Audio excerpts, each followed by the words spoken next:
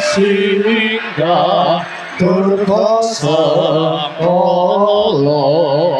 sira sumingga sang yang guru lelaku Allah singga sira sumingga matak ono sakala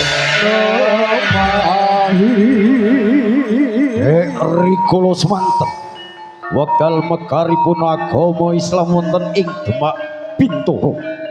Salah satu kali Prabu Brawijaya ingkang asma Raden Trenggana Kusumo ingkang hanampi jejibahan luhur siar agami Islam wonten ing tlatah Kedu ingkang sisih lor.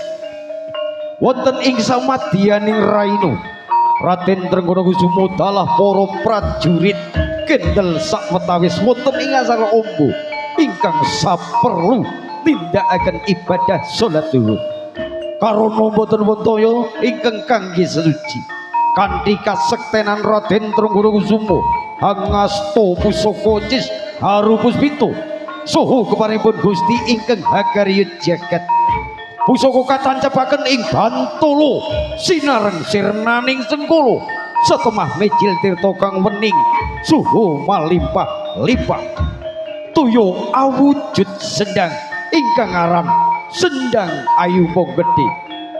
Raden Trenggana Kusumo kadherekaken para prajurit kang niti kudu ingkang jejuluk Laskar Trenggana Kusumo.